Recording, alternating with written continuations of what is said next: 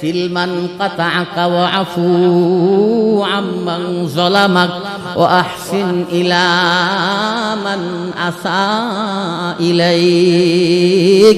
আল্লাহ রাসূল যখন ওই যে জাবালে নূর পাহাড়ের চূড়ায় জিবরাইল আইসা যখন চাপ দিছিল, খাদিজাতুল কুবরার ঘরে আইসা বলছিল, খাদিজা আমারে চাদর দিয়ে আবৃত করো, আসমান থেকে জিন আইসা আমারে চাপ দিতে আমি ধ্বংস হয়ে যাব। খাদিজাতুল কুবরা বলছিলেন, স্বামী আমার, আপনার মধ্যে আল্লাহ কিছু গুণ দিছে, এই গুণওয়ালা মানুষরে আল্লাহ ধ্বংস করে না। এর মধ্যে একটা গুণ হইল ও আপনি আত্মীয়তার সম্পর্কের বন্ধনটারে টিকায় রাখেন, সম্পর্ক ছিন্ন করেন না। আল্লাহ রাসূল সম্পর্ক ছিন্ন করে না, সম্পর্ককে জোড়া লাগায়। আল্লাহর প্যারা নবী রাহমাতুল লিল আলামিন বললেন, একটা চাদর নিয়ে আসো। বড় চাদর নিয়ে আসলে ওই চাদরের মধ্যে পাথরটা রাখলো। আল্লাহ রাসূল বলে, এই গোত্রের সর্দার তোমরা ধরো ওই পাশে, এই গোত্রের সর্দার তোমরা ধরো এই পাশে। আল্লাহ রাসূল মধ্যস্থ হইয়া নবীর বরকতি হাত দিয়া রুকনে ইয়ামানির বরাবর ওই হাজারে আসওয়াদ পাথরটা লাগায় দিছে। দুই গোষ্ঠীর সর্দাররা খুশি হয়ে গেছে। আরো জুড়ে কন্যা সুবহানাল্লাহ। এরপরে ওখানে আরেকটা কেরামতি আছে, জমজম। আল্লাহ রাসূল বলেন, মা জমজম শিফাউন লিমাশফি। রাসূল বলেন, উম্মত কাবাতে গেলে জমজমের পানি খায়ো, পারলে জমজমের পানি বোতলজাত করে নিয়ে আইসো, কারণ এই জমজমের পানির দাম হাউজে কাউসারের চাইতেও বেশি। কেন? মেরাজের সময় নবীর নারী বুড়িগুলা জমজমের পানির দ্বারা দুইয়া মহিষা পরিষ্কার করছিল, এই জন্য জমজমের পানির দাম বেড়ে গেছে। প্রচন্ড তাপ, এত তাপ, এত তাপ, 47, 45, 48 ডিগ্রি হয়ে যায় মক্কার তাপের, রৌদ্রের তাপ। 7টা চক্কর লাগায়া 2টা গ্লাস জমজমের পানি খাইলে মনে হয় যে আমি তাওয়াফই করছি। বলা হয় মদিনাতুল মুনাওয়ারায়। ওই মসজিদটাও পৃথিবীর সমস্ত মসজিদের চাইতে আল্লাহ তাআলা শ্রেষ্ঠত্ব দিয়েছেন। এই পৃথিবীর ইতিহাসে সর্বপ্রথম যে ঘর আল্লাহ তাআলা নির্মাণ করাইছেন বা নির্মিত হয়েছে, ওই ঘরটা হলো কাবাঘর। কোন ঘর? কাবাঘর। কাবাঘর হযরতে আদম আলাইহিস সালাতু ওয়াস সালাম সর্বপ্রথম নির্মাণ করলেন। কোন রিওয়ায়াতে আসছে ফেরেশতারা নির্মাণ করেছেন সর্বপ্রথম। হযরতে আদম আলাইহিস সালাতু ওয়াস সালামের নির্মাণের পরে লম্বা সময় একটা গ্যাপ অতিবাহিত হয়েছে, নূহ আলাইহিস সালাতু ওয়াস সালাম পর্যন্ত। এই নূহ আলাইহিস সালাতু ওয়াস সালাম দীর্ঘ লম্বা সময় দিনের দাওয়াত দিলেন,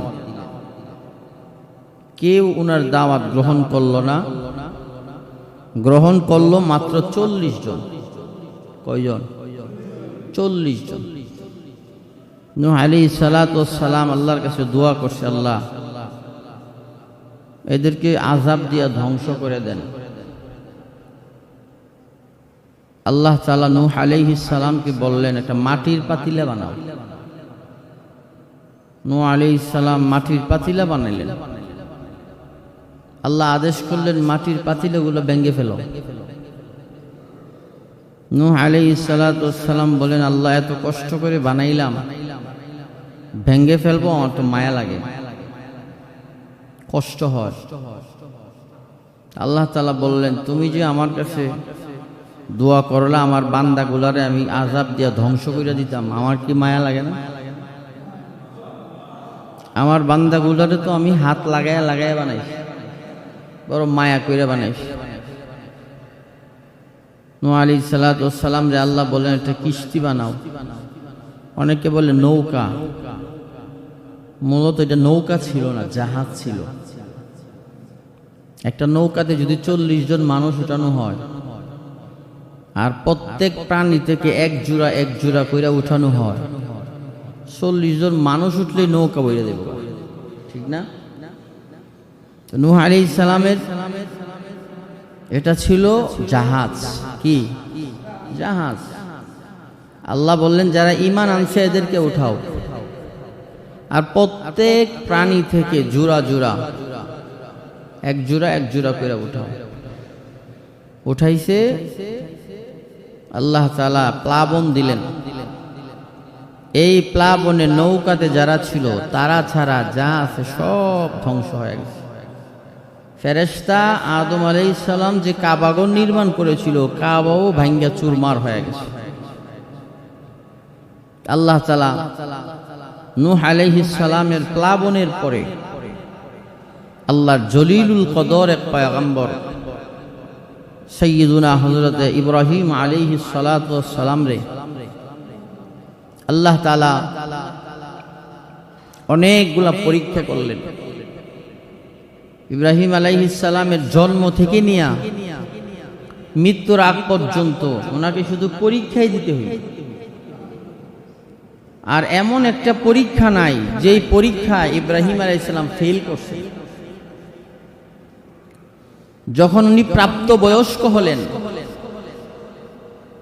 ওনাদের এলাকায় মেলা হইতো, মেলা বান্নি বানসারামপুর এলাকাত মেলা হয়নি, মেলা হয় না? তো ইব্রাহিম আলাইহিস সালামের বাবা ওনাকে জোর করলেন মেলাতে যাইতে, বান্নিতে যাইতে, উরুসে যাইতে। ইব্রাহিম আলাইহিস সালাতু ওয়াস সালাম অপারগতা প্রকাশ করলেন, বললেন ইন্নী সাকিম, আমি অসুস্থ। সবাই যখন মেলাত গেছে, ইব্রাহিম আলাইহিস সালাম কান্দে কোরাল নিয়া যত মূর্তি ছিল সব মূর্তি ভেঙে ফেলছে। মেলার থেকে আইসা যখন এরা ইবাদতখানায় ঢুকছে, দেখে সব মূর্তির মাথা নাই। দৌড়ে গেছে ইব্রাহিম আলাইহিস সালাম, এই ইব্রাহিম আমাদের মূর্তি ভাঙছে কে? ইব্রাহিম সালাম বলেন এদের বড় ঠাকুরে ভাঙছে, এদের বড় যে এই ভাঙছে। বাল ফাআলাহু কাবীরুহুম হাযা, এদের মধ্যে যিনি বড় তিনি ভাঙছে। এরা তো চিন্তা করে পায় না বড় কেডা আর বাংলো কেডা। মূর্তি কি কথা কইতে পারে? হাত যে দেয় 6টা 7টা 8টা, এই হাত কি কোনো কাজে লাগে না? এমনি সবাই মিলে সিদ্ধান্ত নিল ইব্রাহিম আলাইহিস সালাম রে এলাকা ছাড়া করে দিবে। ওনার আব্বা আজর ঠাকুর ওনারে এলাকা থেকে বের করে দিল। এখান থেকে ওনার পরীক্ষা শুরু হইল। ইব্রাহিম আলাইহিস সালাতু ওয়াস সালাম নমরুদের আগুনে পড়ল, ওখান থেকে আল্লাহ কুদরতের হাতে হেফাজত করলো। ইব্রাহিম আলাইহিস সালাতু ওয়াস সালাম প্রথম বিবি সারা ওনার ঘরে কোনো সন্তান হয় না। ইব্রাহিম আলাইহিস সালাম বললেন যে আমার কাছে একটা কাজের মহিলা আছে, দেখতে খুব সুন্দর, রূপসী রমণী, আপনি দেখলে পছন্দ হইব, আপনি ওই হাজরারে বিয়ে করেন। ইব্রাহিম আলাইহিস সালাম সম্মতি দিলেন, রাজি হইলেন, বিবি হাজরারে বিয়ে করলেন। হাজরা, ইব্রাহিম, সারা তিনজন মিলা যখন আল্লাহর কাছে দোয়া করছে, আল্লাহ তাআলা ইসমাঈল আলাইহিস সালাতু ওয়াস সালাম রে দান করছেন। আল্লাহ তাআলা বইলা দিলেন সন্তান দিছি ঠিক আছে, রব্বি হাবলি মিনাস সালিহিন ফাবাশশারনাহু বিগুলামিন হালিম। দোয়া কইরা ইব্রাহিম আলাইহিস সালাম হতাশ হয়ে গেলেন যে সন্তান যে চাইছি এই বয়সে তো সন্তান হওয়ার কথা না, বৃদ্ধ হয়ে গেছি, চুল পাইকা গেছে, দাড়ি পেকে গেছে, মুছ পেকে গেছে, শরীরের চামড়া ঢিলা হয়ে গেছে, শরীর দুর্বল হয়ে গেছে। পৃথিবীর ইতিহাসে সর্বপ্রথম চুল দাড়ি মুছ পাকছে আমাদের জাতির পিতা ইব্রাহিম আলাইহিস সালাতু ওয়াস সালামের, ওখান থেকেই চুল পাকা আসছে। ইব্রাহিম আলাইহিস সালাম মনে মনে চিন্তা করলেন, দোয়া যে একটা করলাম, আল্লাহর তো ক্ষমতার অভাব নাই, খাজানার অভাব নাই, ধর্মভাণ্ডারের অভাব নাই। উনি নিজে নিজে একটা চিন্তায় পড়ে গেলেন যে এই বয়সে আল্লাহর কাছে সন্তান চাইলাম, চাওয়াটা কি সঠিক হইল না বেঠিক হইল? আর আল্লাহও বা কোন অবস্থায় আমারে রাখে? উনি মনে মনে একটু চিন্তা করতে লাগলেন। মুসলমান ভাইয়েরা আমার, দিলের কান লাগায় শুনেন।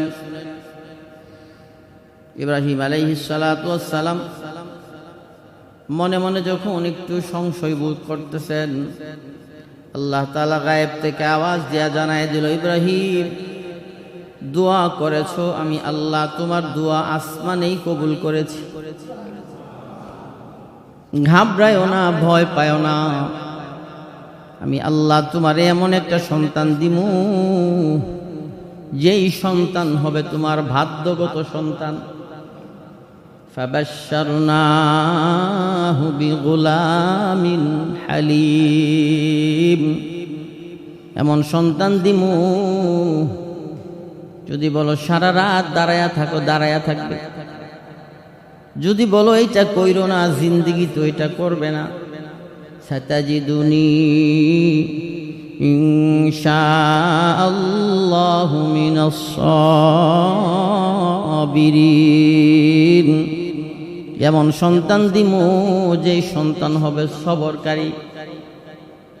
আল্লাহ তাআলা ৯৮ বছর বয়সে দিলেন সন্তান। এই সন্তান দুনিয়াতে আসার পরে আল্লাহ ডাইকা কয়, ইব্রাহিম এই সন্তান নিয়ে বাড়িতে থাকতে পারবো না, সন্তানকে মরুর দেশে মরুদ্যানে দিয়ে আসতে হবে, যেইখানে মানুষ বসবাস করে না, যেইখানে বাজার নাই, দোকান নাই, খাবারের কোনো ব্যবস্থা নাই, পানির ব্যবস্থা নাই, জনশূন্য এলাকা। ইব্রাহিম তোমার সন্তান হাজেরার কোলে থাকবে, তুমি কোলেও নিতে পারবা না, তোমার সন্তানের গালে চুমা লাগাইতে পারবা না, তোমার সন্তানের কোলে নিয়ে একটু আদরও করতে পারবা না। কত বড় পরীক্ষা! বৃদ্ধ বয়সে সন্তান দিল, আবার আদেশ কইরা দিল সন্তান নিয়ে বাড়িতে থাকতে পারবা না। হাজেরারে লইয়া ইব্রাহিম আলাইহিস সালাতু ওয়াস সালাম চইলা গেলেন সুদূর মক্কাতুল মুকাররমায়। দুইটা পাহাড়, একটা পাহাড়ের নাম সাফা আর একটা পাহাড়ের নাম হলো মারওয়া। আল্লাহ তাআলা বলেন, ইন্নাস সাফা ওয়াল মারওয়াতা মিন শাআইরিল্লাহ।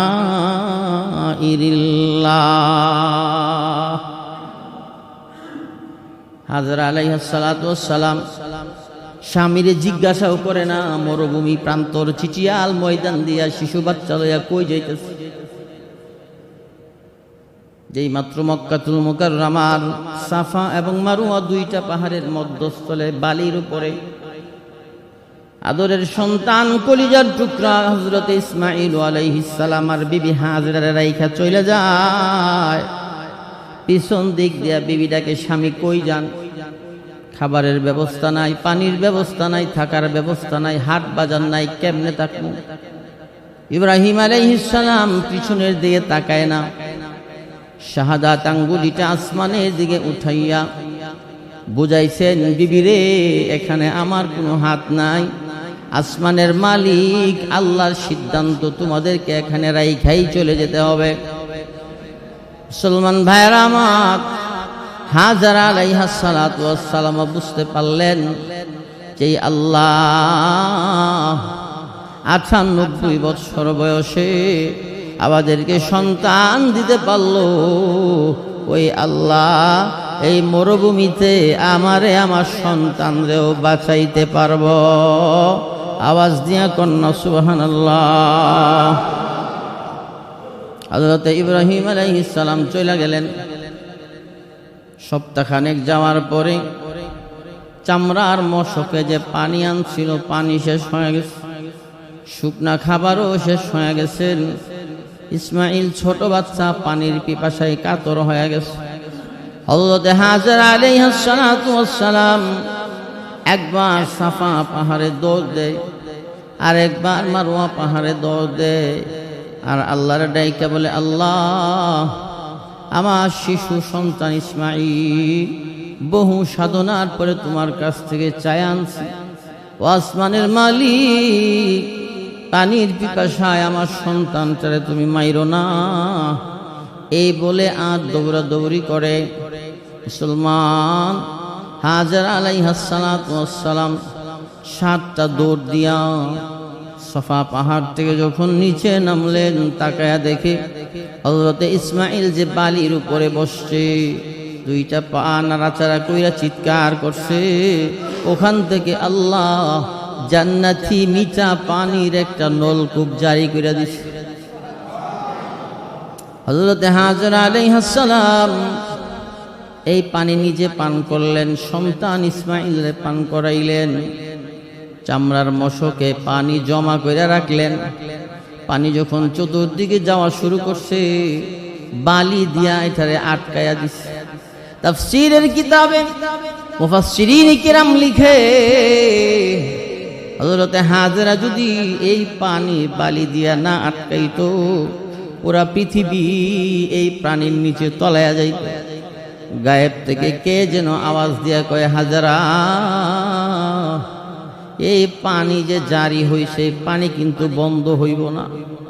হাজরা রে, এই পানি গোটা পৃথিবীর মানুষ বোতলজাত করে নিয়ে যাবে, পানি কমবে না। এই পানি মক্কা থেকে মদিনায় সাপ্লাই করা হবে, এই পানি কমবে না। গোটা পৃথিবীর মানুষ আবার গড়খানে কাবা তাওয়াফ করতে আসবে, লক্ষ লক্ষ মানুষ দৈনিক এই পানি পান করবে। বোতলজাত করে করে পানি বিভিন্ন রাষ্ট্রে নিয়ে যাইব, এরপরেও এই পানি কমবে না। আওয়াজ দিয়া কন্যা সুবহানাল্লাহ। হাজরা আলাইহিস সালাতু ওয়াস সালামের দৌড় দুইটারে আল্লাহ এমন ভাবে কবুল করছে।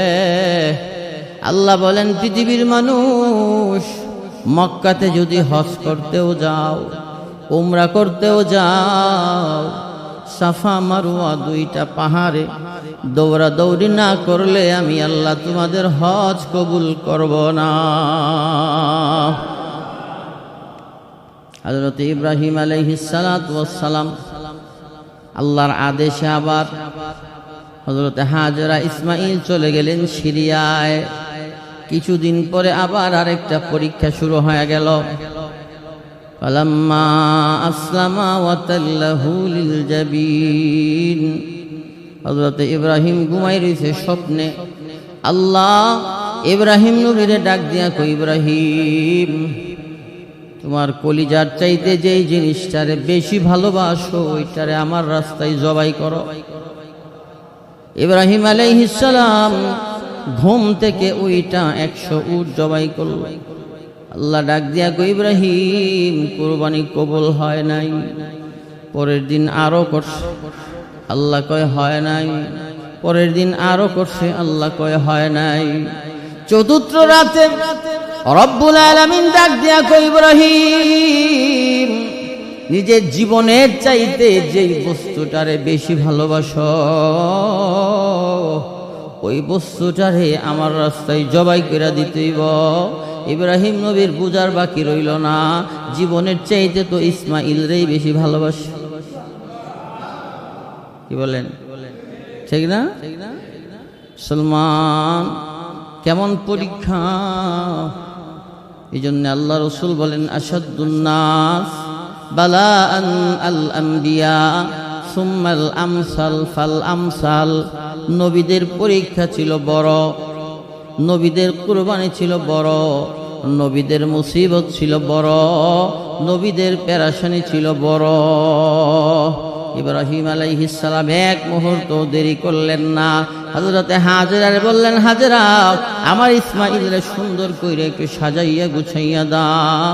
হযরতে হাজরা ইসমাঈলরে সুন্দর কইরা সাজাইয়া গুছাইয়া দিলে। ইব্রাহিম আলাইহিস সালাতু ওয়াস সালাম সন্তান ইসমাঈলরে নিয়া আল্লাহর ঘরখানায় কাবা থেকে 6 কিলোমিটার দূরে যেই পাহাড় আছে জাবালে রহমত, জাবালে রহমত পাহাড়ের পাশে আরাফার মাঠ। আরাফার মাঠের পশ্চিম উত্তর কোণারে একটা মসজিদ আছে, যেই মসজিদটার নাম হইল মসজিদে নামিরা। কি মসজিদ? মসজিদে নামিরা। এই মসজিদে নামিরার সামনেই হইল মিনা বাজার। ইব্রাহিম আলাইহিস সালাম সন্তানরে ডাইকা কয়, সন্তানরে রাতের বেলা ঘুমাইছি, আল্লাহ আদেশ করছে তোমারে জবাই করতে। সন্তান বলেন সাতাজিদুনি ইনশাআল্লাহু মিনাস সাবিরিন। আব্বাজি, আমার কোনো চিন্তা নাই, ভয় নাই, আমারে আপনি ধৈর্যশীলদের অন্তর্ভুক্ত পাবেন, সবরকারীদের অন্তর্ভুক্ত পাবেন। আল্লাহ যদি আপনারে হুকুম করে গো, আমি ইসমাঈল আল্লাহর রাস্তায় 1000 বার জবাই হইতে রাজি। ইসমাঈল বলে, আব্বা হাতও 2টা বাঁধেন, পাও 2টা বাঁধেন। ইব্রাহিম বলে, হাত কেন বাঁধবো, পা কেন বাঁধবো? সন্তান ডাইকা বলে, আব্বাজি জবাইয়ের সময় যদি আমার ব্যথা লাগে, পা যদি নাড়াচাড়া হয় আর আপনার গায়ে লাগে, বেয়াদবি হইব। এই জন্য হাতও 2টা বাইদা দেন, পাও 2টা বাইদা দেন, চোখও বাইদা দেন। ছুরি নিয়ে যখন মাথা নিচু করবেন, আপনার চোখ আমার চোখ যখন বরাবর হয়ে যাইব, সন্তানের মায়া যদি দিলে গালেব হয়ে যায়, ছুরি ছালাইতে যদি দেরি হয়, এই জন্য চোখ বাইদা দেন। আল্লাহ তাআলা জিবরাইল আলাইহিস সালামকে ডাক দিয়া কই, জিবরাইল, পৃথিবীর ইতিহাসে নজিরবিহীন ঘটনা ঘটতেছে মিনা বাজারে। এ জিবরাইল, আর দেরি কইরো না, তাড়াতাড়ি জান্নাত থেকে একটা দুম্বা লইয়া মক্কাতুল মুকাররমা থেকে 6 কিলোমিটার দূরে মিনা বাজারে যাও। জিবরাইল বলে, আমার জীবনে অনেক দ্রুত গতিতে আমি পৃথিবীতে আগমন করেছিলাম, এর মধ্যে একটা হইল ইসমাঈলরে যখন জবাই করতেছিল, জান্নাত থেকে দুম্বা লইয়া যে স্পিডে মিনা বাজারে আসছিলাম, এইটাও একটা কন্যা। সুবহানাল্লাহ। হযরত ইব্রাহিম আলাইহিস সালাতু ওয়াস সালাম ছুরি হাতে লইয়া আল্লাহু আকবার বইলা ছুরি যখন হযরত ইসমাঈলের গলায় লাগায়া দিবে গো, এমন সময় জিবরাইল ইসমাঈলরে সরাইয়া জান্নাতি দুম্বা ইব্রাহিমের ছুরির নিচে রাইখা দিল। আল্লাহু আকবার বইলা যখন ছুরিটা চালায় দিল, রক্ত ফিনকি দিয়া ইব্রাহিম নবীর গায়ে লাগলো। আল্লাহ ডাক দিয়া কয়, কাদ সাদ্দাকাতার রুইয়া ইন্না কাযালিকা নাজজিল মুহসিনিন। ইব্রাহিম, ইসমাঈলকে জবাই করা আমার উদ্দেশ্য ছিল না ইব্রাহিম, আমি তোমারে পরীক্ষা করছিলাম। এই ইব্রাহিম, আমি দেখতেছিলাম তোমার দিলে আমার ভালোবাসা বেশি না সন্তান ইসমাঈলের ভালোবাসা বেশি। ইব্রাহিম, তোমার পরীক্ষায় তুমি ফার্স্ট হয়ে গেছ। আদরের ছেলে ইসমাঈল আস্তে আস্তে বড় হইতে লাগলেন। আল্লাহ কিছুদিন পরে আদেশ করলেন, ইব্রাহিম, মক্কাতুল মুকাররমাতে যে আমার গড়খানায় কাবা, নূহ নবীর প্লাবনে এই কাবা ভাঙ্গিয়া গেছে, চূর্ণ বিচূর্ণ হয়ে গেছে। সন্তান ইসমাঈল নিয়া আমার ঘরটা আবার নির্মাণ করো। আর জুড়ে কন্যা সুবহানাল্লাহ। ইব্রাহিম আর ইসমাঈল দুইজনে মিলা চলে গেলেন মক্কায়। ইব্রাহিম নবী বলে, আল্লাহ, কোন নকশায় তোমার ঘর তৈরি করব? ইঞ্জিনিয়ারকে, তারপরে ড্রয়িং কে দিবে, নকশা কে দিবে? আল্লাহ কয়, ইব্রাহিম, ইঞ্জিনিয়ার আমি, নকশাও দিব আমি।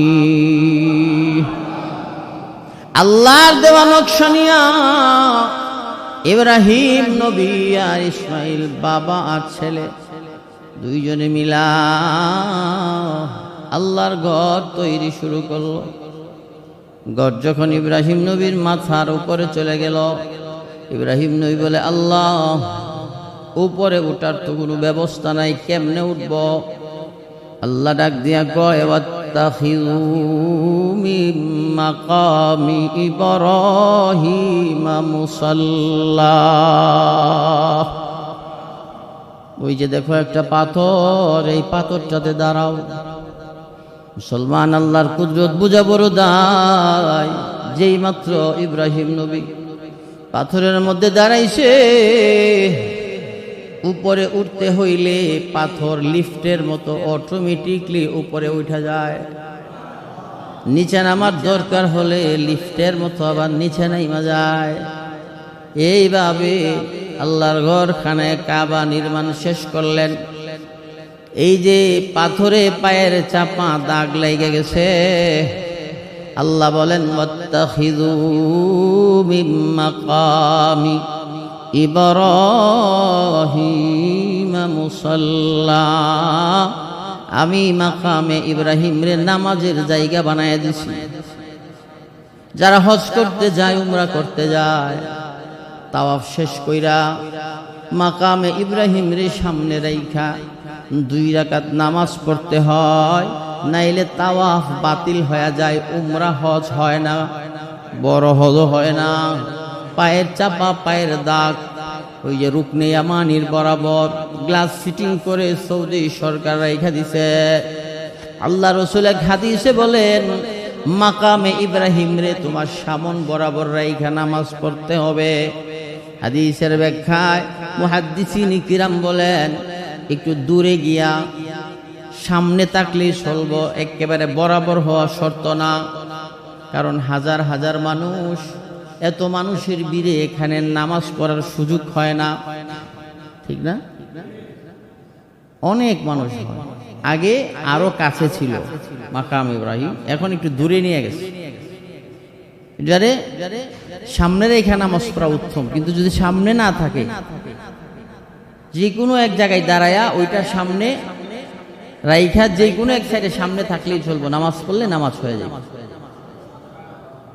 ইব্রাহিম আলাইহিস সালামের পায়ের দাগ দেখা যায় স্পষ্ট, পাথর এখনো আছে, আছে না? আল্লাহ সূরা আলে ইমরানের 97 নম্বর আয়াতে বলেন যে মক্কাতুল মুকাররমায় আমি আল্লাহ কিছু নিদর্শন রাইখা দিছি, যেই নিদর্শনগুলা দেখলে মুমিনের ঈমান তাজা হয়, ঠিক না? পৃথিবীতে এমন কয়েকটা জিনিস আছে, আল্লাহ রাসূল বলেন যে ওই জিনিসগুলোর দিকে তাকাইলে কোনো আমল করতে হয় না, কোনো দোয়া পড়তে হয় না, কোনো তিলাওয়াত করতে হয় না, শুধু তাকায়া থাকলেই আমল নামাতে অটোমেটিকলি সওয়াব লেখা হয়। তার মধ্যে একটা হলো আল্লাহর কোরআন। অর্থ জানেন না, হাফেজও না, আলেমও না, তালিবুল ইলমও না, শুধু তাকায়া রইছেন, আমল নামাতে সওয়াব লেখা হইতেছে, অটোমেটিক লিখতেছে। 2 নাম্বার হচ্ছে মা বাবার চেহারা। মা বাবার চেহারার দিকে তাকায় থাকলে অটোমেটিকলি সওয়াব লেখা হয়, আনলিমিটেড। 3 নাম্বার খানায় কাবা। এই কাবার গিলাফের দিকে তাকায়া থাকলে আমল নামাতে সওয়াব লেখা হয়। যত তাকায়া থাকবেন ততই সওয়াব লেখা হয়, যত তাকায়া থাকবেন ততই সওয়াব লেখা হয়। এই 3টা জিনিস পৃথিবীতে এমন যে 3টা জিনিসের দিকে তাকায়া থাকলেই আল্লাহ আমল নামাতে সওয়াব লেখা দেয়। বহু অন্ধ মানুষ কাবার দিকে তাকানোর পরে আল্লাহ চোখের আলো ফিরাইয়া দিয়েছে। এই কাবাতে এই মাসে যাওয়া যাদের উপর ফরজ, যারা গেছেন না, আল্লাহর সমস্ত ফেরেশতাদের লানত আপনাদের উপর। অনেক টাকাওয়ালা পয়সাওয়ালা হজ ফরজ কিন্তু হজ করে না, ঠিক না? জমিন রাখে, দোকান রাখে, জায়গায় রাখে, বাড়ি কিনে হজ করতে যায় না। নামাজ যেমন ফরজ, হজটাও ফরজ। রোজা যেমন ফরজ, হজটাও কি ফরজ। ইবনে মাজার এক হাদিস আল্লাহ রাসূল বলেন, যাদের উপর হজ ফরজ তোমরা তাড়াতাড়ি হজ করো, কারণ বলা যায় না কখন মালাকুল মউত আজরাইল তোমার সাথে সাক্ষাৎ করে। হজ করলে কি হয়? রাসূল বলেন কা উম্মে ওয়ালাদ, যদি কোনো হাজি হজের সমস্ত আরকান, সমস্ত রুকন, হজের বিধিবিধান সম্পূর্ণ করে, আল্লাহ তাআলা তার এমন নিষ্পাপ বানায়, মায়ের পেট থেকে সন্তান দুনিয়াতে আসতে যেমন সন্তান তার কোনো গুনাহ থাকে না, নিষ্পাপ, আল্লাহ ওই হাজিরে ওখান থেকে ওই রকম নিষ্পাপ বানায়া বাংলাদেশে পাঠায়। হাজিরার হজ কখন কবুল হইব জানেননি? আগে বেড়া নামাজ পড়তো না, সুদ খাইতো, ঘুষ খাইতো, মানুষের ক্ষেতের আয় কাটতো। হজ করে আওয়ার পরে যদি দেখেন এই স্বভাবগুলো আছে, তাহলে মনে করবেন এই হাজি সাহেবের হজ কবুল হয়েছে না। আর হাজি সাহেব হজ করতে গেছে আল্লাহর সন্তুষ্টির জন্য না, আল হাস নামের সাথে লাগানোর জন্য গেছে, ঠিক না? অনেক হাজি সাহেব আছে বেটারা আল হাস না কইলে গুসা হয়, কষ্ট পায়। বোঝা গেল হজ আল্লাহর জন্য করছে না, নাম লাগানোর জন্য করছে, ঠিক না? আমার ছাত্র জমানায় এলাকাতে একটা মাহফিল করেছি, সভাপতি যিনি, উনি যে হজ করছে আমরা জানতাম না, তখন তো ছোট, তো পুষ্টারও আলহাজ শব্দ কেন দিলাম না, এই লোক মাহফিলেই গেছে না। পরে ওনার সহকারীরে পাঠাইছে, ওনার কাছে গিয়ে মাফ চাওয়া, এই আলহাজ শব্দটা পুষ্টারে দেওয়া হইল। চিন্তা করেন মানুষের মেন্টালিটি, মানুষের মস্তিষ্ক, দেমাগ কতটুক নিম্ন পর্যায়ে গিয়ে পৌঁছাইছে। আলহাজ শব্দ কেন দিলাম না, মাহফিলে তো গেছেই না, বরং আমাদেরকে বলছে ওনার কাছে গিয়ে ক্ষমা চাইতে, মাফ চাইতে, যে এই বছর ভুল হয়েছে, আগামী বছর নামের শুরুতে আলহাজ শব্দ লাগাবো বড় করে। এই হচ্ছে আমাদের অবস্থা, কি বলেন? ঠিক না? আল্লাহ রসুল বলেন তাওয়াফ 7টা চক্করে তাওয়াফ কমপ্লিট হয়। রুকনে ইয়ামানি সবুজ বাতি লাগানো আছে মাকাম ইব্রাহিমের উপরে বরাবর। বিসমিল্লাহি আল্লাহু আকবার বইলে হাত উঠাইয়া ওখান থেকে গুরনটি দিয়ে আবার এই রুকনে ইয়ামানির কাছে আসলে এক চক্করে এক তাওয়াফ।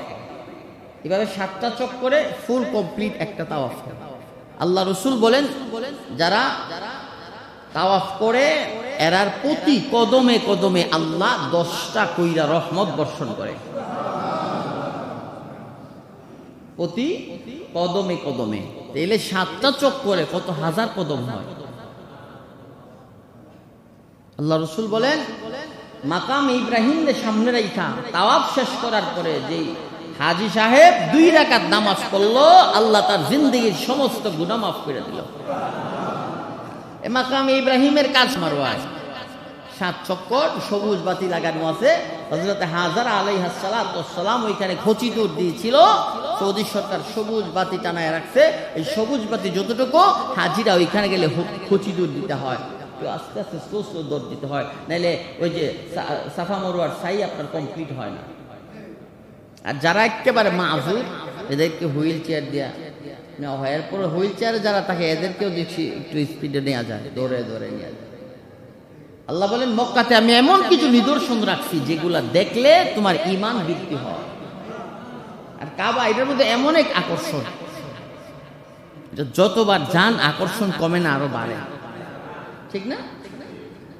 আমি আমার জীবনের ফার্স্ট 13 সালে গিয়েছিলাম আমার পরিবার নিয়ে। আসার সময় আমার আম্মা 3 দিন আগ থেকে কান্না শুরু করছে, খাওয়ানো ছেড়ে দিছে, ঘুমও ছেড়ে দিছে। আর আম্মা বলতেছিল যে এই পাহাড়ের চিপা চাপায় যদি একটা ঘর বানায় দিত, আর আমি যদি বাংলাদেশে না যেতে পারতাম। এত মায়া, এত ভালোবাসা কাবা। মক্কা থেকে মদিনা যাওয়ার পথে বাসে নিছে মিশরের 2টা অন্ধ মহিলা। মদিনার এরিয়াতে ঢুকার আগে এরা সিটে দাঁড়ায় হাউমাউ করে কান্না শুরু করছে। কি বলতেছে যে রসুলের রওজার সবুজ গম্বুজ কোথায় দেখা যায় কিনা, সালাম কখন দেব, কখন সালাম পৌঁছাবো, পাগলের মতো হয়ে গেছে। এজন্য স্থান মক্কা, আল্লাহর ঘর খানায় কাবা, সাফা মারওয়া, মাকাম ইব্রাহিম, এদের এইগুলার ভালোবাসা দিলে থাকতে হবে, টান থাকতে হবে, আকর্ষণ থাকতে হবে। কি বলেন, কথা ঠিক না? একবার গেলে বারবার যেতে মন চায়। আমি তো সমস্ত টাকাওয়ালাদেরকে বলি না, কি ফ্রান্স যান, ওই মালদ্বীপ যান, ভুটানের মক্কাতে যান, মদিনায় যান, হজ করলে কি হয়? আল্লাহ রসুল বলেন যারা হজ উমরা পালন করে আল্লাহ তাদের রিজিক এবং তাদের কামাই বাড়াইয়া দেয়। উমরা করলে ধন সম্পদ বাড়ে, আল্লাহ রসুল বলেন। হজ করলে ধন সম্পদ বাড়ে, টাকা পয়সা বাড়ে, আল্লাহ সম্পদ বাড়াইয়া দেয়, সম্পদ জিয়াদা করে দেয়, বৃদ্ধি করে দেয়। সুবহানাল্লাহ বলেন না? এজন্য টাকা হইলেই উমরাতে চলে যান, টাকা হইলেই বড় হজে চলে যান। এখানে অনেক আছে যাদের উপর হজ খরচ, কিন্তু হজ করে না। আছে না? বহু ব্যবসায়ী আছে হজ ফরজ, হজে যায় না, হজ করতে যায় না। আমাদের আকাবেররা প্রতি বৎসরে হজ করতেন, প্রতি বৎসর। ব্রাহ্মণবাড়িয়ার মুফতি নুরুল্লাহ সাহেব রহমতুল্লাহ আলাইহি জীবদ্দশায় কতবার হজ করছে এটা হুজুরে নিজে বলতে পারবেন। কারণ এটা একটা মহব্বত ছিল, কাবার ভালোবাসা ছিল, কাবার ইশক দিলের মধ্যে লুকায়িত ছিল। এরা কাবার পাগল, এরা কাবা প্রেমী, এরা আল্লাহ প্রেমী, এরা মদিনার পাগল। কি বলেন, কথা ঠিক না? এক রিক্সা চালক নিয়ত করছে আল্লাহর ঘর দেখবো। কেমনে যাইবো বেটা? শেষ রাত্রে শুধু কান্না করে, আল্লাহ তোমার ঘরে যাইতে চাই, তোমার ঘরে যাইতে চাই। আল্লাহ কোন ভাবে, কার মাধ্যমে, কিভাবে তার মদিনা মক্কার জন্য কবুল করছে সে নিজেও জানেন। গত বছর পেপারে আসছে ওই যে নৌকা, এক ওই যে কি কয় ভ্যান গাড়িতে যে মাল বিক্রি করে এরকম। হ্যাঁ, এবার 18 বছর আগে নিয়ত করছে আল্লাহর ঘর দেখবো, কিন্তু গরিব গাছ লাগাইছে, গাছ। 18 বছর পরে এই গাছ বিক্রি কইরা সে আল্লাহর ঘরে গেছে। ভালোবাসা কারে? পিপিলিকা আল্লাহর কাছে আরজ করছে, আল্লাহ তোমার ঘর দেখতে চায়। কে? পিপিলিকা একে আশরাফুল মাখলুকাত? আল্লাহ কি এর হাত লাগায় বানাইছে? হ্যাঁ, পিপিলিকা আল্লাহর কাছে বলছিল, আল্লাহ আমি আপনার ঘরে যেতে চাই। কোন একটা প্রাণীর পাখার ভিতরে ঢুকায়া আল্লাহ ওই পিপিলিকারে আল্লাহর ঘরে পৌঁছাইছে। মক্কাতে গেলে দেখবেন, বিশেষ করে পাকিস্তানের যারা এমন লোক আছে 40 বছর 30 বছর ধরে লাগাতার দেখে, চেহারা সুরত তেমন ভালো না, পোশাক আশাক ভালো না, খাবারও পায় না, সারাদিন হেরেমে পড়ে থাকে। আর আমাদের অভ্যাস, কাবাতে 1 রাকাত নামাজ পড়লে 1,00,000 রাকাত নামাজের সওয়াব। মসজিদে নববী মদিনাতুল মুনাব্বারাতে 1 রাকাত নামাজে 1000 রাকাত নামাজের সওয়াব।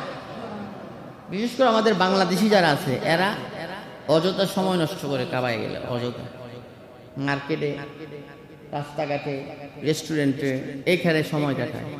কিন্তু যারা কাবার প্রকৃত আশেক এরা 24 ঘন্টায় চাই কাবাতে থাকে। কারণ কাবাতে 120টা রহমত নাজিল হয় প্রতিদিন। কয়টা? 120টা রহমত আল্লাহ সরাসরি প্রতিদিন কাবাতে নাজিল করে। এর মধ্যে 40টা রহমত যারা তাওয়াফ করে কাবার এরিয়ার ভিতরে থাকে এদের উপরে বর্ষণ করে। এক একটা রহমতের দাম কত? আল্লাহ রসুল বলেন এক একটা রহমতের দাম এত বেশি যে এক একটা রহমতের দ্বারা আল্লাহ তোমার জান্নাতের মালিক বানায় দিবে। আর এক একটা জান্নাত, এক একটা রহমতের এত পাওয়া যে জাহান্নামের লিস্ট থেকে তোমার নামটা এক রহমতে কাইটা দিবে। এত বেশি রহমত আল্লাহ তাআলা কাবাতে নাজিল করে। প্রতি কদমে কদমে সওয়াব হয়, কাবার দিকে তাকায় থাকলে সওয়াব হয়, ওখানে বসে কোরআন পড়লে সওয়াব হয়, আল্লাহর জিকির করলে সওয়াব হয়, দোয়া পড়লে সওয়াব হয়। কি বলেন, কথা ঠিক না? এজন্য আল্লাহ বলেন, ইন্না আউওয়ালা বাইতিন উযিয়া লিন-নাস লাল্লাযী বিবাক্কাতা মুবারাকাও ওয়া হুদাল লিল আলামিন। পৃথিবীর শ্রেষ্ঠ ঘর, পৃথিবীর প্রথম ঘরে কাবা। সুবহানাল্লাহ বলেন। কাবাতে যাওয়ার ইচ্ছা আছে না? আমার যাইতে চাইনি আমরা। ইন্নামাল আ'মালু বিন্নিয়াহ, নিয়ত করেন, সহি নিয়ত, সহি নিয়ত করেন। কেমনে যাইবেন, কি করবেন, এটা আল্লাহ আসমানতে ফয়সালা করবে। কি বলেন, কথা ঠিক না? নিয়ত রাখেন, আল্লাহর কাছে বলেন যে আল্লাহ আমি যাইতে চাই, তোমার ঘর দেখতে চাই। জীবনে একবার হইল, জীবনে একবার হইল, যদি 1 ফোঁটা পানি কবুল হয়ে যায় তাহলে মনে করেন হয়ে গেছে। আমার 13 সাল থেকে শুরু হয়েছিল, করোনার বছর বাদে আমার কোনো বছর আলহামদুলিল্লাহ মিস হয় নাই। গত বছরও 2বার সফর হয়েছে, সেপ্টেম্বরে হয়েছে, নভেম্বরে হয়েছে। এবছর নিয়ত ছিল রমজানের পরে, দোয়া করতেছি আল্লাহ তাআলা কবুল করে। কারণ ওখানে না গেলে যেন কেমন মনটা একবারে মরা মরা লাগে, ভাল লাগে না কিছু। এখনো মন পড়ে রয়েছে ওখানে, আমি চোখ বুঝতেই বলতে পারি যে কোথায় কি আছে। মাকাম ইব্রাহিম কোথায়, হাজি সাহেবরা কোন দিক দিয়ে যাইতেছে, জমজমের পানি কোথায় আছে, সাফা মারওয়াটা কোন দিকে, আমার সব মেমোরিতে ডাউনলোড করা আছে। চোখ বুঝতে পারি। কাবা এটা মুমিনের ঈমান বৃদ্ধি করে। কাবাতে গেলে আমি যখন ফার্স্ট 13 সালে ওই অল্প একটু দেখা যায় কালো গিলাফ, জায়গাতে দাঁড়ায় গেছে। আমি 1.5 ঘন্টা দাঁড়ায় শুধু চোখের পানি জড়াইছি, 1.5 ঘন্টা। এত আবেগ, এত দিলের হালাতটা এমন ভাবে পরিবর্তন হয়েছে, মানে আমি একটা মিথ্যা কথা কোথায় বলছি ওইটাও আমার মেমোরিতে চলে আসছে। আমি দাঁড়ায় কোথায় প্রস্রাব করছি ছাত্র জবানে, ওইটাও আমার মেমোরিতে চলে আসছে। আমি কোথায় কারে একটা থাপ্পড় দিচ্ছিলাম, ওইটাও আমার মেমোরিতে চলে আসছে। আল্লাহ রসুল বলেন, কাবা যারা জীবনে একবার প্রথম দেখবে, আল্লাহর কাছে 3টা দোয়া করলে আল্লাহ সাথে সাথে দোয়া কবুল করে।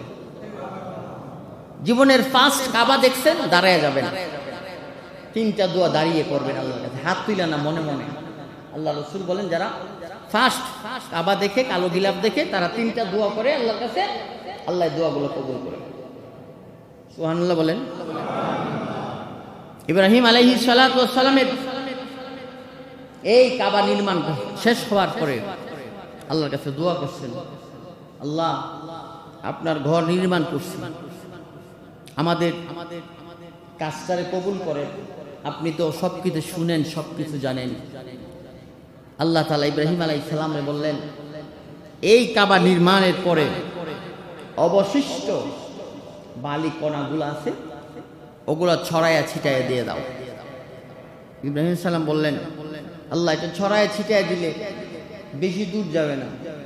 আল্লাহ বললেন, যা বলছি তা করো। এই কাবার অবশিষ্ট বালি কণা পাথর গোটা পৃথিবীর যে জায়গাতে আল্লাহ তাআলা পৌঁছাইছে, ওই জায়গাতে কিয়ামতের আগে আল্লাহর ঘর মসজিদ তৈরি হবে। এখানেও পড়ছে, এই জন্য আপনাদের এই মসজিদ এখানে তৈরি হয়েছে। কিয়ামতের সময় তো সব ধ্বংস হয়ে যাবে, মসজিদ ধ্বংস হবে না। এই মসজিদগুলা মক্কাতুল মুকাররমা কাবা ঘরের সাথে গিয়ে অ্যাটাচড হয়ে যাবে। কাবা পৃথিবীর সমস্ত মসজিদগুলার লয়া হাসরের মাঠে আল্লাহর আদালতে দাঁড়াইবে। আর এই মসজিদের সাথে যাদের সম্পর্ক থাকবে, মসজিদ কি আর চাপাই করে দিব না রাখবো সাথে? হ্যাঁ, রাসূল বলেন, ওয়ারাজুলুম মুআল্লাকুম বিল মাসাজিদ, মসজিদের সাথে যারা মহরম দহরম সম্পর্ক রাখছে, হাসরের ময়দানে আল্লাহ মসজিদগুলার আরশের নিচে দাঁড় করাইব, ওই মুসল্লিগুলারেও আল্লাহর আরশের নিচে আল্লাহ জায়গা করে দেবে। হাদিসের ব্যাখ্যায় মুহাদ্দিসিনে কেরাম বলেন যে মানুষের মন আবার মসজিদে লটকায় কেমন? এই যে জুমার নামাজ পড়তে আসছেন, নামাজ শেষ বাসায় চলে যাবে, খাওয়া দাওয়া করে একটু আরাম করবেন, দেহটা বাড়ি, মনটা পড়ে থাকবো মসজিদের মাইকে, কোন সময় আসরের আজান হইব, আর মসজিদে গিয়া আল্লাহর ঘরে আল্লাহর কুদরতি পেয়ে সেজদা দিব। এদের কি বলছেন? ওয়ারাজুলুম মুআল্লাকুম বিল মাসাজিদ, এদের মন 24 ঘন্টা মসজিদে লটকানো থাকে। এই মানুষগুলার এই মসজিদের সাথে হাসরের ময়দানে আল্লাহর আরশের নিচে জায়গা করে দেবে। এই মসজিদগুলার অনেক দাম, মসজিদগুলোর অনেক ইজ্জত, মসজিদগুলোর অনেক সম্মান, কিন্তু আমরা মসজিদের ইজ্জত বুঝি না, মসজিদের কদর বুঝি না। আমরা মনে করি যে এটা আমার বাড়ির বেডরুমের মতো, আয়া মোবাইল টিপবো, লাফালাফি করবো, নাচানাচি করবো, খতিব সাহেব খুতবা দিতেছে, আমরা যার জন্য কথা বলবো, মুয়াজ্জিন সাহেব আযান দিতেছে, একামত দিতেছে, আমরা যার জন্য হাসি ঠাট্টা করবো, ঠিক না? এরকমই তো মনে হয়। এরকম ভাবলে ভুল হবে, কারণ এই মসজিদের সম্পর্ক কাবার সাথে, কাবার সম্পর্ক বাইতুল মামুরের সাথে, বাইতুল মামুরের সম্পর্ক আল্লাহর আরশের সাথে, আল্লাহর আরশের সম্পর্ক আল্লাহ পাকের সাথে। এজন্য রাসূল বলেন, যারা মসজিদ পরিষ্কার করে, মসজিদে ময়লা পরিষ্কার করে দিল, আল্লাহ তাআলা তার দিলটারে পরিষ্কার করে দিল। এজন্য মসজিদের কমিটি যারা, এদের দায়িত্ব মসজিদ পরিষ্কার করা, মূলত এদের জিম্মাদারি, এদের দায়িত্ব মসজিদ সাফাই করা, মসজিদ পরিষ্কার করা। এটা মুয়াজ্জিন সাহেব, খাদেম সাহেবের দায়িত্ব না। প্রকৃত অর্থে যারা মসজিদের দ্বারক বাহক, মসজিদ যারা পরিচালনা করে, সভাপতি, সেক্রেটারি, ক্যাশিয়ার, আরো যারা আছে মূলত এদের দায়িত্ব হলো মসজিদ পরিষ্কার করা, মসজিদ ক্লিন করা। এমন বাংলাদেশের বহু মসজিদ আছে, আমি নিজে দেখছি। সভাপতি সাহেব ঈদের দিন ঈদগাহ পুরাটা ঝাড়ু দিচ্ছে ফজর নামাজ পড়ে, মসজিদের সভাপতি মিম্বরটা পরিষ্কার করছে, আমি নিজে ওখানে ঈদের নামাজ পড়েছি। সভাপতি সাহেব এত লম্বা দাড়ি, তাহাজ্জুদ মিস নেই, তাহাজ্জুদ কাজা হয়। আশ্চর্য লাগলো, মানুষ দেখলে মনে করবো খাদেম অন্য কিছু, কিন্তু পরে নামাজের পরে কইতেছে আমাদের সভাপতি সাহেব। আশ্চর্য, মূলত দায়িত্ব এদের। মসজিদ নোংরা না করা, মসজিদ ময়লা না করা, মসজিদ সবসময় পরিষ্কার রাখা। আর মসজিদ যারা পরিষ্কার করে, মসজিদ যারা আবাদ করে, আল্লাহ তাআলা তাদের দিল থেকে হিংসা, কিনা, রিয়া ধুয়া মুছা পরিষ্কার বানায় দেয়। রাসূল বলেন, মান বানা লিল্লাহি মাসজিদান বানাল্লাহু লাহু বাইতান ফিল জান্নাহ। যে ব্যক্তি দুনিয়াতে মসজিদ বানাইলো, আল্লাহ জান্নাতে তার জন্য একটা বালাখানা বানাইলো। সাহাবী প্রশ্ন করি, ইয়া রাসূলুল্লাহ, মসজিদ ছোট হয় বড় হয়? আল্লাহ রাসূল কয়, ছোট বড় না, মসজিদ নির্মাণ করলেই আল্লাহ জান্নাতে বালাখানা বানাইবো। এখন আপনারা কেমন, যারা টাকা দেয় পয়সা দেয় এদের জন্য বানাইবো না? জুমার দিন 10 টাকা দান করছেন না, মসজিদের সহায়ক হইতেন না, আপনার জন্য জান্নাতে বালাখানা তৈরি। একটা বালাখানা কত বড়? আমাদের সচরাচর যে বাড়ির মতো। আল্লাহ রাসূল বলেন, জান্নাতের একটা বিল্ডিং এই 10 দুনিয়ার সমান।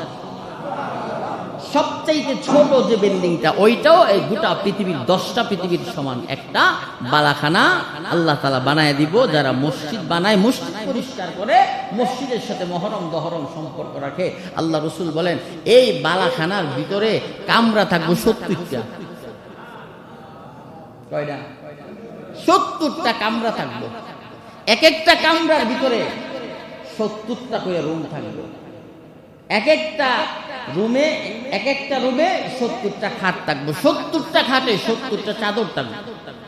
70টা খাটের মধ্যে আল্লাহ তাআলা 70 জন পুরে গিলমান বসায় রাখবো। কয়টা লাগবে আপনারা? দুনিয়াতে তো 2টা হইলে কিয়ামত। হ্যাঁ, 70টা দিব আল্লাহ তাআলা। এক একটা কামরাতে যদি 70টা রুম আর 70টা খাট হয়, তাহলে 70টা কামরায় কতটা খাট আছে, আর কতটা চাদর আছে, আর কতটা খুরে গিলমান আছে, হিসাব করে লো। ঠিক না? এজন্যে এটা মা'বাদ ফেরেশতাদের জন্য বানাইছে বাইতুল মামুর সপ্তম আকাশে। ফেরেশতারা একবার তাওয়াফ করলে কিয়ামতের আগে আর সুযোগ পাইব না বাইতুল মামুর তাওয়াফ করার জন্য। আর এই বাইতুল মামুর কোন তাফসীরে আসছে নির্মাণ করছেন ইব্রাহিম আলাইহিস সালাতু ওয়াস সালাম। এই জন্য আল্লাহ কাবাও নির্মাণ করাইছে ইব্রাহিম আলাইহিস সালামকে দিয়া, কারণ ইব্রাহিম নবীর সম্পর্ক মসজিদের সাথে বেশি।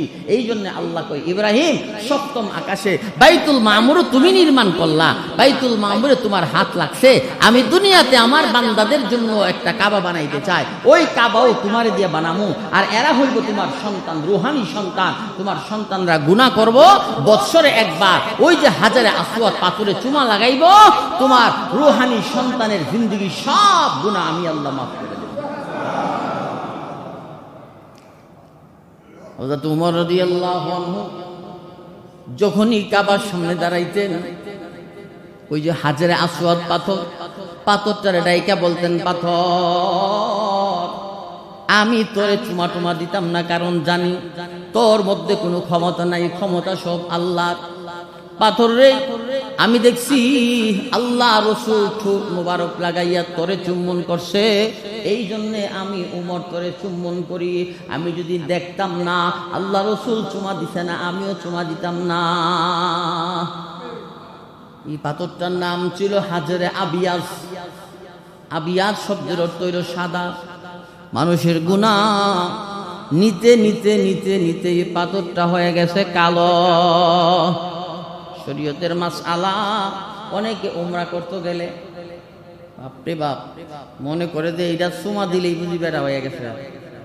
মানুষকে ধাক্কায়া, কষ্ট দিয়া, লাইতাইয়া, ঘুষাইয়া ইয়া চুমা দিতে যায়, শরীয়তে নিষেধ আছে। কাউরে কষ্ট দিয়া এই পাথরে চুমা দিলে সওয়াব হইব দূরের কথা, আর গুনাহ হইব বেশি। আমি যে এতবার গেছি, সত্য কথা, আমি একবারও চুমা দিতে পারছি, কারণ ঠেলা ঠেলি কইরা গিয়া হয়তো সিফা হায়া মরমু, নাইলে আরো গুনার পূজা মাথাত লই আমরা। এজন্য আমি গেছি না। অনেকে না দিয়েই তো দিয়া লাগছে বেটাগিরি করবার লাগে, ঠিক না? আছে তো কিছু মানুষ কয় কিতা করছ এতদিন, আমি তো প্রথমবার কি হয়েছি মাদার আইছি, আছে না? আচ্ছা, এই হাজারে আবিয়া পাথরটা নির্মাণ যখন করবে, লাগাইব মক্কা দুইটা গোত্র, খাজরাজ গোত্র আরেকটা গোত্র, দুই গোত্রে ঝগড়া লেগে গেছে নেতারা। এরা কয় আমরা লাগাবো, এরা কয় আমরা লাগাবো। সমস্ত নেতারা মিলে সিদ্ধান্ত নিল আগামীকাল সকালবেলা যে সর্বপ্রথম কাবার সামনে দাঁড়াইব সেই হাজারে আসওয়াদ পাথরের দিক নির্দেশনা দিব। আল্লাহর কি কুদরত, পরদিন সকালবেলা আমার আপনার নবী দুজাহানের বাদশাহ রহমতুল্লিল আলামিন কাবার সামনে আইসা দাঁড়ায় গেছে। দুই গোষ্ঠীর সর্দাররা দাঁড়ায় বলে, আল আমিন চলে আসছে, এখানে কারো সর্দারি চলবে না, আব্দুল্লাহ গোলাম মুহাম্মদ যেখানে লাগায় আমরা ওইটাতেই সন্তুষ্ট। কিন্তু আল্লাহ রসুল তো বেইনসাফ করে না, ইনসাফ বলা নবী, ঠিক না? আরো জোরে বলেন। আমার আপনার নবী তো রহমত, আমার আপনার নবী সম্পর্ক ভাঙতে আসে নাই, সম্পর্ক জোড়া লাগাইতে আসছে। সিলমান কাতাআকা ওয়া আফু আম্মান যালামাক ওয়া আহসিন ইলা মান আসা ইলাইক। আল্লাহ রাসূল যখন ওই যে জাবালে নূর পাহাড়ের চূড়ায় জিবরাইল আইসা যখন চাপ দিছিল, খাদিজাতুল কুবরার ঘরে আইসা বলছিল, খাদিজা আমারে চাদর দিয়ে আবৃত করো, আসমান থেকে জিন আইসা আমারে চাপ দিছে, আমি ধ্বংস হয়ে যাব। খাদিজাতুল কুবরা বলছিলেন, স্বামী আমার, আপনার মধ্যে আল্লাহ কিছু গুণ দিছে, এই গুণওয়ালা মানুষরে আল্লাহ ধ্বংস করে না। এর মধ্যে একটা গুণ হইল ও আপনি আত্মীয়তার সম্পর্কের বন্ধনটারে টিকায় রাখেন, সম্পর্ক ছিন্ন করেন না। আল্লাহ রসুল সম্পর্ক ছিন্ন করে না, সম্পর্ককে জোড়া লাগায়। আল্লাহর পেয়ারা নবী রহমতুল্লিল আলামিন বললেন, একটা চাদর নিয়ে আসো। বড় চাদর নিয়ে আসলে ওই চাদরের মধ্যে পাথরটা রাখলো। আল্লাহ রসুল বলে, এই গোত্রের সর্দার তোমরা ধরো ওই পাশে, এই গোত্রের সর্দার তোমরা ধরো এই পাশে। আল্লাহ রসুল মধ্যস্থ হইয়া নবীর বরকতি হাত দিয়া রুকনে ইয়ামানির বরাবর ওই হাজারে আসওয়াদ পাথরটা লাগাই দিছে। দুই গোষ্ঠীর সর্দাররা খুশি হয়ে গেছে। আরো জুড়ে কন্যা সুবহানাল্লাহ। এরপরে ওখানে আরেকটা কেরামতি আছে, জমজম। আল্লাহ রসুল বলেন, মা জমজম শিফা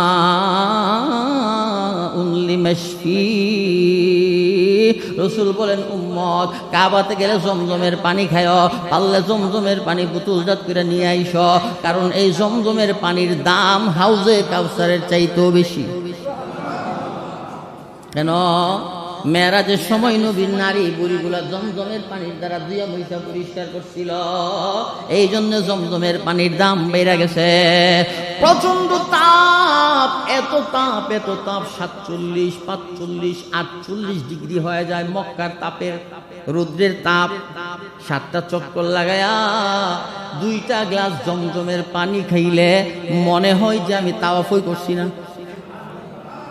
আল্লাহ এটার মধ্যে এত স্বাদ, এত মজা রেখে দিয়েছে। আপনি অন্য দোকান থেকে একটা পানি কিনে নিন আর জমজমের পানিটা কিনে নিন, বোতলের মধ্যে রাখলে বোঝা যায় যে কোনটা জমজমের পানি।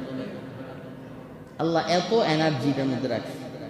প্রতি চক্করে 1 গ্লাস করে খাইলে মনে হয় চক্কর আর 2টা দিতে পারবেন। এই পানি মক্কা থেকে সাপ্লাই করে মদিনায় নেওয়া হয়েছে, গোটা পৃথিবীতেই পানি বোতলজাত করা হয়। আল্লাহ এত বরকতি পানির মধ্যে রাখছে। রাসূল বলেন, কোন রোগাক্রান্ত মানুষ যেই কোনো নিয়ত কইরা এই পানি পান করলে আল্লাহ তাআলা ওই রোগ থেকে তারে শিফা দান করে। আরো জোরে কন্যা সুবহানাল্লাহ। এজন্যে কাবাতে যাওয়া এটা ঈমান।